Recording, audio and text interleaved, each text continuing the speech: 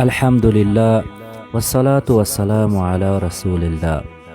دوستان عزیز، سه عامل هستند که مانع قبولی دعا می شوند.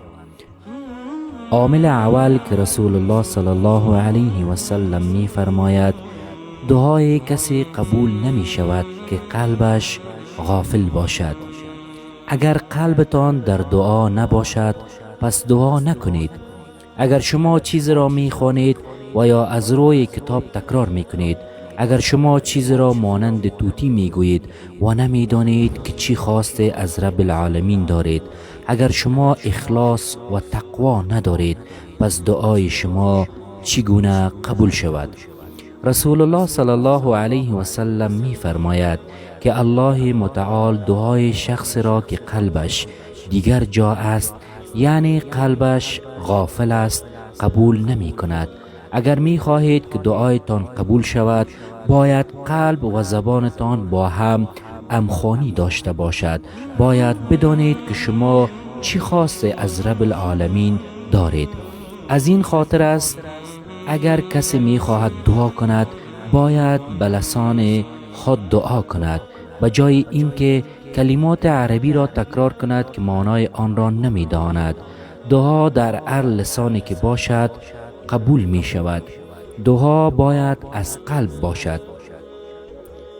عامل دومی که رسول الله صلی الله علیه و سلم می فرماید که مانع قبولی دعا می شود، همانا خوردن و نوشیدن حرام است. کسی که حرام می خورد و حرام می نوشد دعایش قبول نمی شود.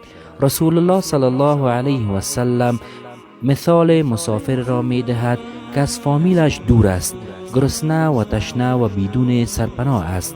دستهایش را بلند می کند و می گوید یا رب یا رب یا رب.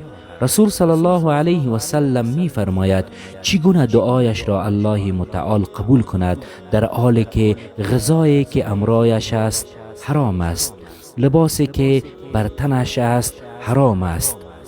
پس یک شرط قبولی دعا تغذیه از راه رزق حلال می باشد.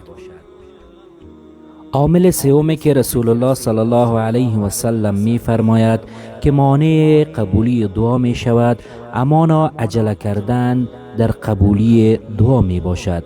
رسول صلی الله علیه و سلم می فرماید شما دعا می کنید ولی در قبول کردن آن عجله نکنید. صحابه پرسان کردند که هدف از عجله کردن در قبولی دعا چی است؟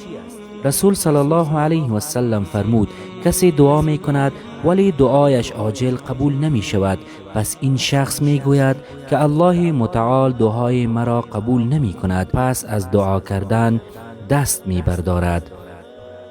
دوستان عزیز، اوقات قبولی دعا را که رسول الله صلی الله علیه و سلم بیان کرده اند باید به خاطر بسپاریم و به آن عمل کنیم. رسول صلی الله علیه و سلم برای ما خاطر نشان کرده است که در روز جمعه ساعت است که اگر دعای مسلمان با آن ساعت برخورد کند رد نمی شود و اکثر علما می گویند که شاید این ساعت در بین دیگر و شام قرار داشته باشد. رسول الله صلی الله علیه و سلم می فرماید که در بین آذان و اقامه وقت قبولی دعا است. بنابراین مسلمانی که در این اوقات دعا کند الله متعال دعایش را رد نمی کند. سوم، دعا کردن در نماز می باشد، خصوصا وقت انسان در سجده می باشد. قبل از سلام دادن و بعد از سلام دادن دعا مورد قبولی قرار می گیرد. و السلام علیکم و رحمت الله و برکاته.